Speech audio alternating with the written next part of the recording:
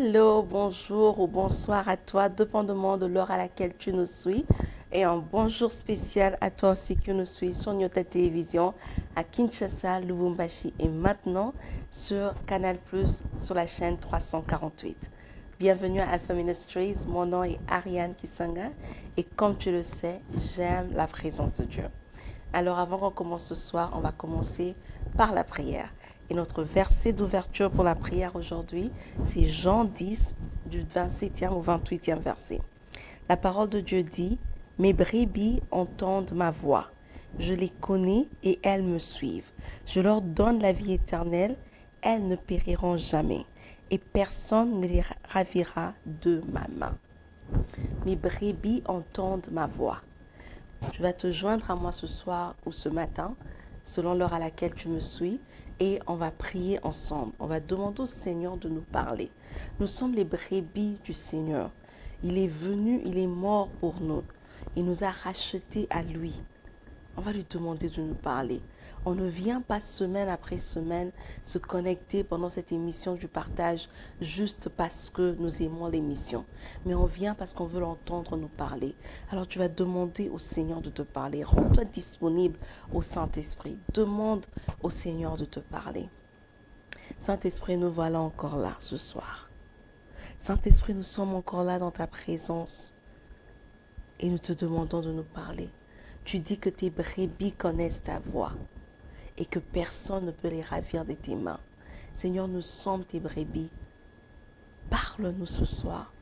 Que ce message touche le cœur de plus d'une personne. Que ce message change la vie de quelqu'un. Que ce message transforme nos vies. Nous sommes là pour toi, cher Saint-Esprit. Parle-nous, change-nous, transforme-nous. Emmène-nous dans d'autres dimensions avec toi. Dans le nom puissant de Jésus, nous avons ainsi prié. Amen, amen, amen. Avant qu'on continue ce soir, je te posais la question. As-tu créé de l'espace pour Dieu? Est-ce que tu es prêt à permettre au Seigneur de te parler? Tu viens te rendre disponible, tu as demandé au Seigneur que tu veux l'entendre te parler, mais est-ce que tu es même disposé? Est-ce que tu es prêt à l'entendre te parler? J'espère que tu l'es et on va commencer. Ce soir, nous allons parler ou partager sur un thème que j'ai intitulé « Sois mon Barnabas ». Et ce thème est venu parce que ça fait quelque temps maintenant que j'observe, il y a beaucoup plus de personnes qui s'appellent des motivateurs, des influenceurs. Et j'ai commencé à me poser la question, à me demander, en tant que chrétien, qu'est-ce que Dieu attend de nous? Est-ce que Dieu nous a appelés à être des motivateurs ou est-ce que Dieu nous a appelés à être des encourageurs? Est-ce que notre appel est de motiver ou est-ce que notre appel est d'encourager? Je me suis posé la question si les deux termes étaient même différents. Et je me suis demandé aussi, bon, si c'est différent, qu'est-ce que la Bible alors nous demande de faire? Et ce soir, cette semaine, je veux juste partager avec toi ce que j'ai pu trouver comme réponse en cherchant dans la Bible, dans la parole de Dieu. Premièrement, on va commencer par définir les termes. Que signifient les différents mots? Encourager. On va commencer par encourager. C'est quoi encourager? Encourager, c'est remplir de courage, de force ou de détermination. Encourager, c'est donner de l'espoir, tenter de persuader quelqu'un. Encourager, c'est amener une personne à augmenter sa confiance en soi tout en s'appuyant sur une autre personne qui est plus forte qu'elle. Encourager, c'est donner du soutien, de la confiance, de l'espoir à quelqu'un pour le persuader à faire quelque chose ou en lui donnant des conseils ou même des avertissements. Un autre mot pour encourager, c'est exhorter. Exhorter est le mot qu'on trouve plus souvent dans la Bible. Exhorter veut dire encourager fortement ou inciter quelqu'un à faire quelque chose. Et en tant que chrétiens, nous devons nous encourager les uns les autres, tout en ce qui concerne mener une vie de sanctification. Alors, que veut dire motiver? Motiver, c'est fournir à quelqu'un un motif ou une raison pour faire quelque chose. Motiver, c'est amener quelqu'un à se comporter d'une manière particulière. Peut-être par besoin, ou alors la personne se comporte comme ça parce que la personne est avare. Motiver, c'est aussi donner à quelqu'un une raison de faire quelque chose ou de s'intéresser à quelque chose. Alors, c'est quoi les différences ou c'est quoi la différence entre motiver et exhorter? La motivation provient de l'intérieur de soi. La motivation provient de nos cœurs. La motivation reflète nos idées, reflète nos désirs, reflète nos rêves. Et la parole de Dieu nous dit que l'Éternel sonde nos cœurs. La motivation a aussi une petite notion ou une notion carrément d'égoïsme dedans. Parce que la motivation dit, je peux compter sur moi-même. Je peux le faire parce que moi, je désire le faire. Je peux le faire parce que moi, je désire avoir une ou telle chose. La Bible nous demande de tout le temps vérifier les motifs de nos cœurs. La parole de Dieu nous dit même que Dieu sonde nos cœurs. Dans Jacques 4, au 3e verset, la parole de Dieu dit, vous demandez et vous ne recevez pas, parce que vous demandez mal dans le but de satisfaire vos passions. Encore dans 1 Thessaloniciens 2, du 3e au 4e verset, la parole de Dieu nous dit encore, notre prédication ne se repose ni sur l'erreur, ni sur les motifs impurs, ni sur la fraude, mais selon que Dieu a jugé digne de nous confier l'évangile, ainsi nous parlons, non comme pour plaire à des hommes, mais pour plaire à Dieu qui sonde nos cœurs. L'encouragement de l'autre côté, c'est une action, c'est un acte posé par une autre personne. La personne qui t'encourage ne connaît pas nécessairement les motifs ou les raisons de ton cœur. La personne qui t'encourage n'a peut-être pas l'expérience, mais la personne qui t'encourage vient juste pour te dire ce que Dieu attend de toi. L'encouragement te pousse à agir, l'encouragement te pousse à prendre des actions sans tenir compte des motifs de ton cœur. L'encouragement est basé sur la sagesse. Une sagesse qui est révélée, une sagesse qu'on obtient par révélation de Dieu. Dans l'encouragement aussi, il y a un élément du libre arbitre qui dit, je peux te conseiller, je peux te dire, je peux t'avertir, mais en fin de compte, c'est à toi de prendre la décision de si tu vas suivre ce chemin-là ou pas. C'est pourquoi la Bible nous demande de nous encourager ou de nous exhorter chaque jour. La différence est aussi évidente quand on pose la question. Quand on te pose la question, c'est quoi qui te motive? Tu ne cherches pas à l'extérieur de toi. Quand tu dois répondre à cette question-là, tu réponds selon ce qu'il y a au fond de ton cœur. Qu'est-ce qui te motive? Qu'est-ce qui t'a poussé à faire ça? Pourquoi tu as fait cela? Tu réponds, tes motifs sont personnels. Et tu réponds selon ça. Mais si quelqu'un te pose la question pour savoir c'est qui t'a encouragé ou qu'est-ce qui t'encourage, tu vas directement penser à quelque chose qui est hors de toi. Ça peut être une prédication, ça peut être un témoignage, ça peut être une histoire, ça peut être un verset que tu as lu. Mais c'est quelque chose qui ne dépend pas de toi. C'est un agent externe à toi. Tu peux être encouragé à prendre une décision. Tu peux même être encouragé à passer à une action ou agir d'une certaine manière qui n'est pas forcément en ligne avec ce que ton cœur désire. Et la différence, c'est que quand on t'encourage de faire quelque chose, l'action que tu poses n'est pas le désir de ton cœur, mais l'action que tu poses est quelque chose selon le plan de Dieu pour ta vie. C'est pour ça que l'encouragement est motivé, ou l'encouragement est dirigé plutôt par le Saint-Esprit et pas par toi-même. C'est pour ça que tu peux faire des choses auxquelles tu te sens obligé ou encouragé de faire sans que ce soit quelque chose que toi tu aimes ou quelque chose que toi tu rêvais de faire. Alors, qu'est-ce que la Bible nous demande de faire? Est-ce que la Bible nous demande d'encourager ou est-ce que la Bible nous demande de motiver? La Bible nous demande de nous encourager mutuellement tous les jours contre la séduction du péché. Et ça, on peut lire dans Hébreux 3 au 13e verset. Pourquoi il faut qu'on s'encourage tous les jours? Parce que nous vivons dans un monde compliqué. Dans le monde dans lequel on vit, tous les jours, il y a des épreuves. Tous les jours, on a des batailles. Tous les jours, on peut avoir des tribulations. Tous les jours, on est confronté à quelque chose. Et si on ne s'encourage pas mutuellement, on peut facilement être découragé. On peut facilement abandonner.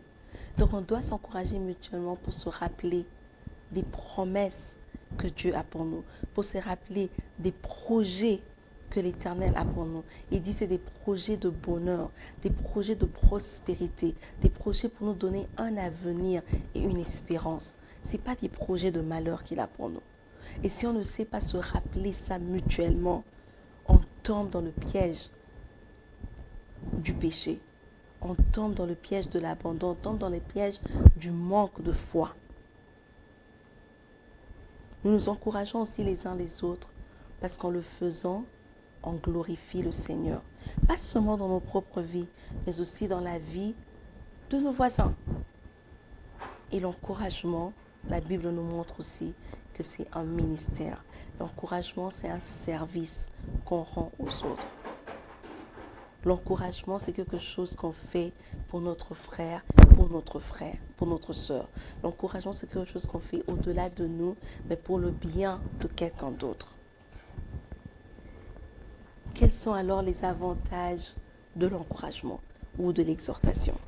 Premièrement, c'est qu'on a des avertissements quotidiens qui nous permettent d'être les gardiens les uns des autres.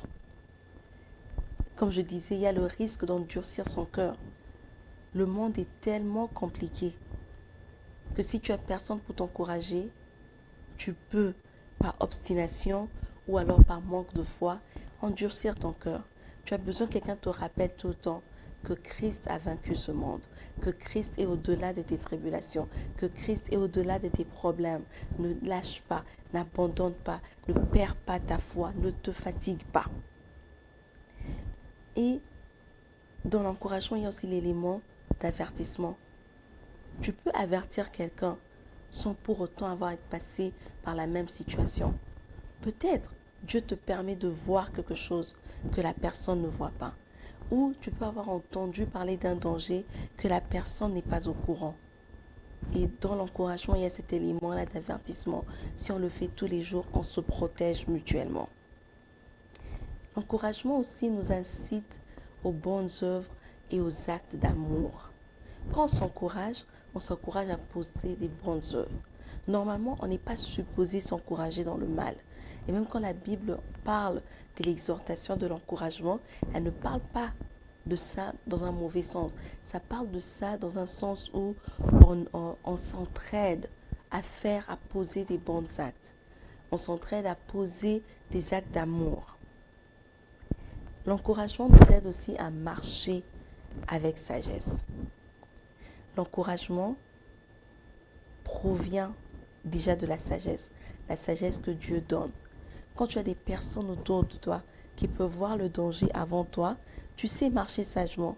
Quand tu as des personnes autour de toi qui peuvent te dire « ce chemin-là me semble risqué, ce chemin-là me semble pas bon » et que tu peux prendre leurs conseils, tu arrives à t'en sortir. Et tu arrives à marcher et à vivre très bien sur cette terre. L'encouragement nous pousse aussi à nous édifier les uns les autres. La Bible veut qu'ensemble, qu'on puisse s'édifier, qu'on puisse se tenir par la main, qu'on puisse se soutenir, qu'on ne puisse pas laisser les autres. Nous avons tous accepté Christ ensemble et la Bible veut qu'ensemble, ou la parole de Dieu veut qu'ensemble, qu'on puisse arriver à l'accomplissement. Qu'ensemble, que personne ne soit laissé derrière. Quand tu vois que ta soeur n'arrive pas, appelle, demande à la personne comment je peux t'aider. Peut-être c'est prier, peut-être c'est lire la parole, peut-être c'est juste souvenir aux besoins de tous les jours. Peut-être c'est un enfant qui a besoin d'aide pour aller à l'école. Peut-être c'est une veuve qui a besoin de quelqu'un juste pour l'acheter la nourriture. mais on doit s'encourager mutuellement dans ces bonnes œuvres aussi pour nous aider à nous édifier dans le sens de nous bâtir. Donc moi, je suis en train de monter, pensons à un bâtiment où moi j'emmène ma brique, toi tu amènes aussi ta brique et ensemble l'immeuble monte. Mais cet immeuble-là, c'est nous en fait, nous les humains. Donc je fais quelque chose, quand je remarque que mon frère ou ma soeur dans le Seigneur n'est pas là, je vais vers la personne pour l'emmener encore, pour se rassurer qu'ensemble, qu'on reste ensemble. L'encouragement aussi nous oblige à nous confier à une personne qui est beaucoup plus puissante et beaucoup plus grande que nous et que tout être humain sur la terre. L'encouragement nous oblige à avoir nos cœurs fermes dans la foi au Seigneur. L'encouragement ne compte pas sur ma propre force. L'encouragement ne compte pas sur ta force, mais on s'encourage pour se dire, garde de la foi, reste fermement dans le Seigneur, n'abandonne pas, Dieu est encore capable.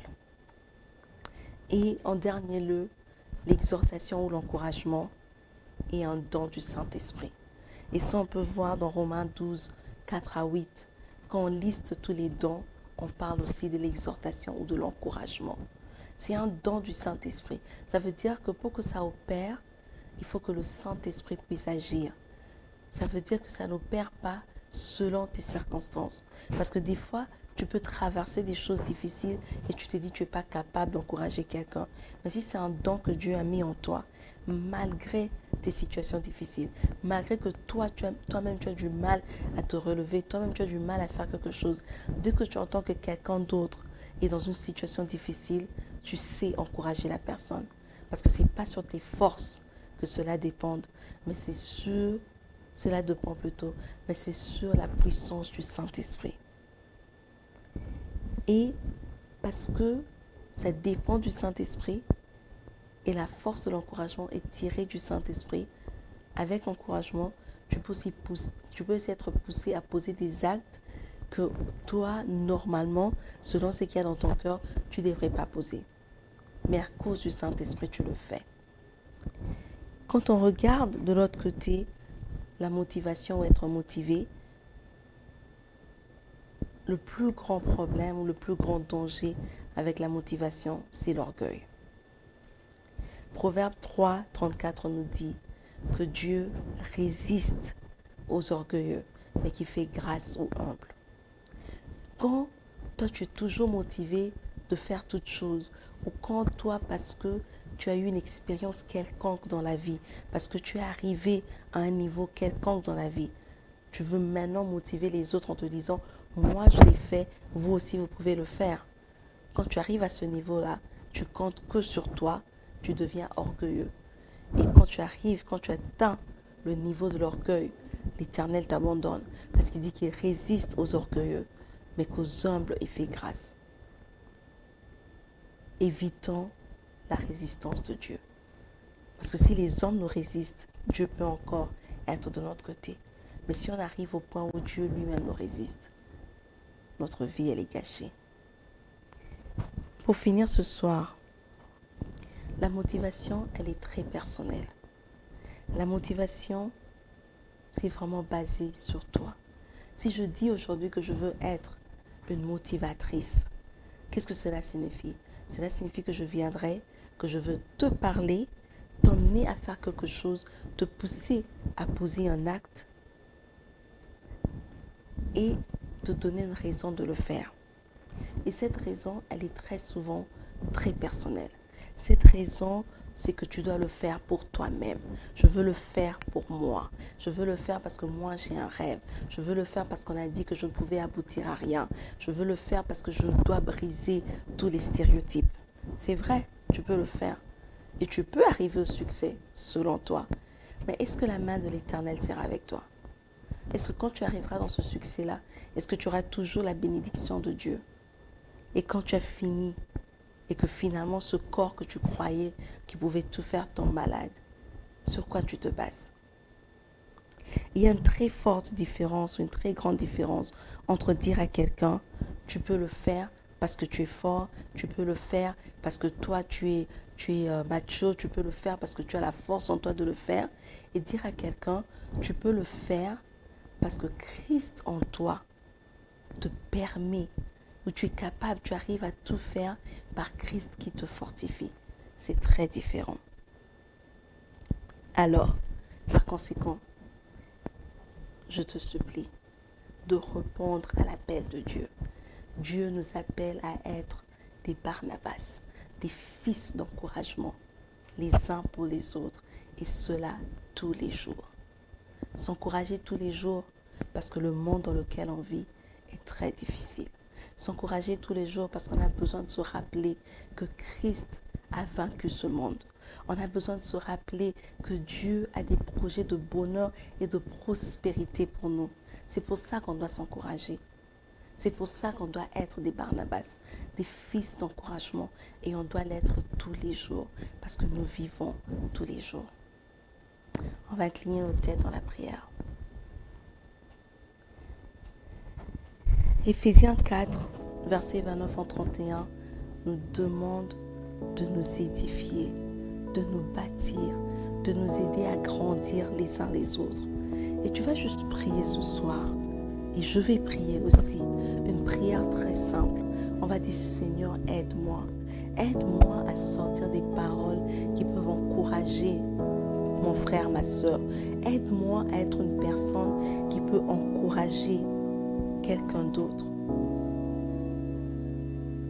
Je vais demander au Seigneur, fais de moi cette personne. Pas une motivatrice, pas un motivateur, mais un encourageur.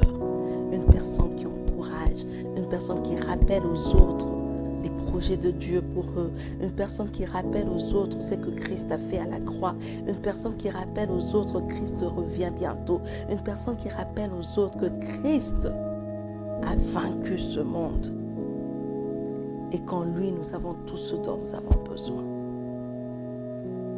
Père, nous voici encore ce soir. Saint-Esprit, nous voici encore ce soir. C'est toi notre force, Esprit de Dieu vivant. C'est toi notre aide. Nous te faisons appel.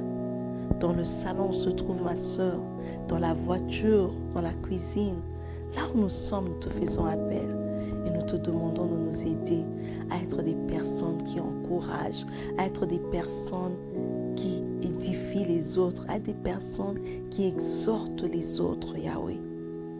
Tout en sachant que tu veux que notre confiance soit totalement en toi et en personne d'autre. Dans le nom puissant de Jésus, nous avons ainsi prié. Amen, amen, amen. Que Dieu te bénisse. Merci d'avoir pris ce temps de suivre cette émission. Merci d'avoir pris le temps de suivre le partage avec nous, que ce soit à la télé sur Nyota TV, YouTube ou Facebook. Que l'Éternel te bénisse. Et jusqu'à ce qu'on se voit la semaine prochaine, rappelle-toi de toujours créer de l'espace pour Dieu.